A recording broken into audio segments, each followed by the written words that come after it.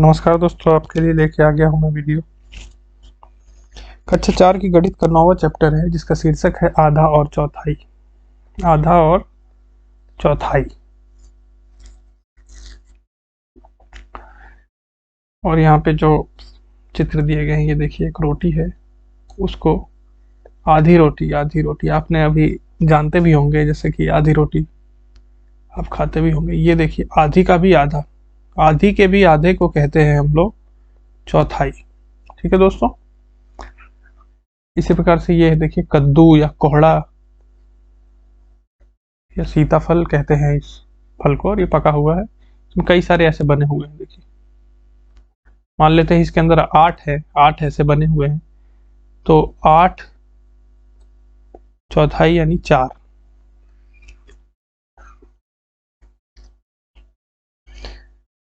8 चौथाई यानी 4, यानी कि ऐसे जो 8 बने हुए हैं उसमें से 2 जो है वो चौथाई होंगे।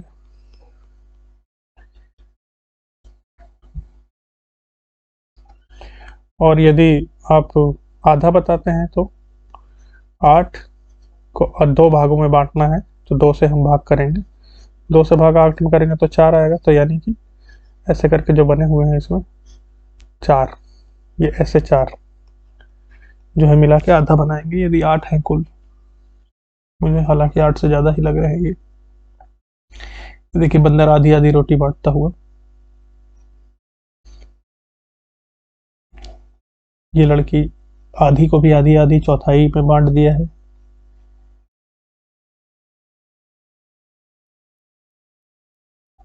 दोस्तों, मैं आपको बताता हूँ कि देखिए दोस्तों, जैसे ये है, इसको आपको मान लीजिए 4 भागों में बांटना है, तो आप ऐसे कर दीजिए, पहला, दूसरा, तीसरा, चौथा। देखिए, 4 भागों में बट गया, पहला, दूसरा, तीसरा, चौथा। मान लेते हैं हम इसको, हमें 4 से भी अधिक भागों में बांटना है। मान लेते हैं हम इसको 6 भागों में बांटना है।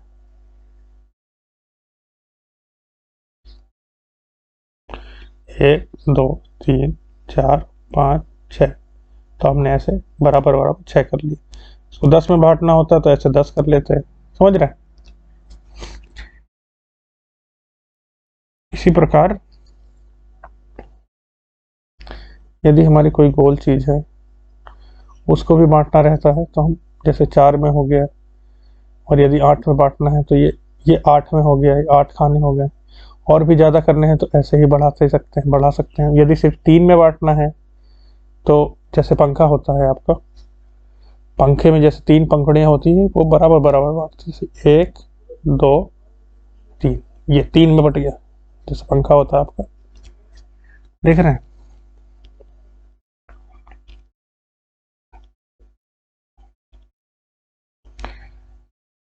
जितने भागों में बांटना है पहले उसको उतने में वो कर ले।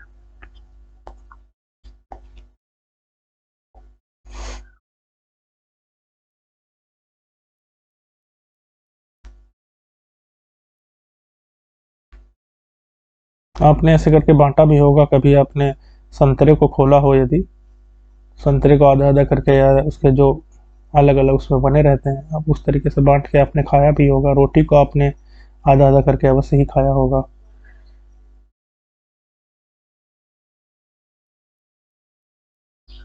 ये देखो तराजू में दोस्तों, ये जो हमारा जो आधा है उसको कहते हैं आधा। ये आधा हुआ।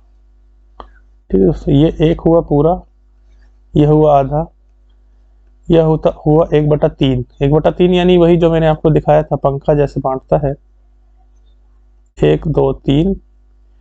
तो 1/3 यानी टोटल 3 हिस्सों को, 3 हिस्सों का सिर्फ एक हिस्सा। 1/4 आप जान रहे हैं, चौथाई। और 2/3 क्या होगा? टोटल 3 हिस्से हैं, कुल 3 हिस्सों में 2 हिस्सा, यानी कि ये वाला, ये वाला, ये 2 हिस्से हो गए, तो ये 2/3। ये वाला जैसे आपने देखा था, सिर्फ ये एक हिस्सा, तो ये 1/3। ये 1/3, 1 2 3, इसका एक हिस्सा तो 1/3, इसके 2 हिस्से तो 2/3। और इसके अगर तीनों हिस्से हो जाते हैं, तो तीनों ही हिस्से अगर हो जाते हैं तो हो जाता है 3/3। 3/3 यानी 1, यानी पूरा का पूरा। समझ रहे हैं दोस्तों आप? ठीक है दोस्तों, इसी के साथ खत्म करते हैं। आपको कोई भी समस्या हो तो आप कमेंट में लिखें, या अपने स्कूल में बड़ों बूढ़ों से भी आप पूछ सकते हैं, सहपाठियों से पूछ सकते हैं, बड़े भाई बहन से पूछ सकते हैं, मम्मी पापा से पूछ सकते हैं। वो भी आपको एक अलग डायमेंशन दिखाएंगे। आप बाहर अगर आप देखेंगे तो आपको ऐसे दिख जाएगा फ्रैक्शन, जैसे कि हर, अब इसको फ्रैक्शन कहते हैं कि एक हिस्से को एक से कम हिस्से में बांटना। जैसे कि यदि आपको 1 रुपया भी है, 1 रुपया भी है, तो उसमें 50-50 पैसे, 50 पैसे और 50 पैसे, ये मिला के 1 रुपया बनता है। तो 50 पैसे उसका क्या हुआ, आधा हुआ। और ऐसे ही 25 पैसे, 25 पैसे प्लस 25 पैसे प्लस 25 पैसे प्लस 25, तो इसमें 25 पैसे जो हुआ वो 1/4 हुआ है। तो यानी 1 रुपये को भी हमने ऐसे बांटा है, 25 पैसे, 25 पैसे, 25 पैसे। तो यानी अगर 2 ले लेंगे तो हो जाएगा 50 पैसे, और हो जाएगा 50 पैसे यानी 1/2। ठीक है दोस्तों, खत्म करते हैं। धन्यवाद दोस्तों।